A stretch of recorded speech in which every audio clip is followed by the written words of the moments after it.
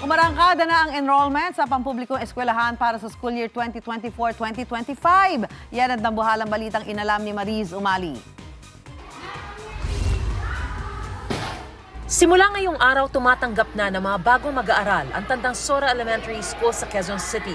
Maagang dumating ang ilang mga magulang at mga bantay para i-enroll ang kanilang mga anak. Mas maaga naman ang enrollment sa 4th Bonifacio High School sa Taguig.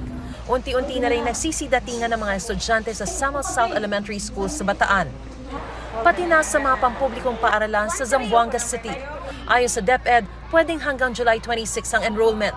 Sa July 29 naman ang unang araw ng klase.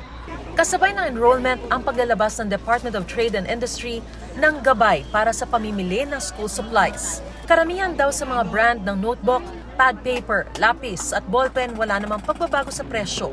Ipopost daw nila ang kompletong listahan sa kanilang official website.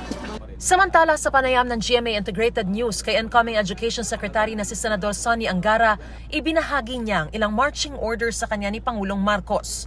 Kabilang dito ang pagpapataas ng international standing ng Pilipinas sa Program for International Student Assessment o PISA at pag-improve sa pagtuturo ng history sa mga estudyante. Ipagpapatuloy rin ni Angara ang nasimulang review ni outgoing Education Secretary Duterte para sa streamlining ng curriculum.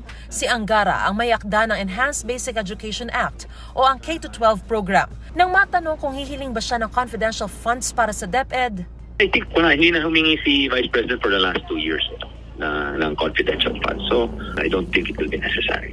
para sa GMA Integrated News, ako si Mariz Umali at yan ang dambuhalang balita na dapat alam mo.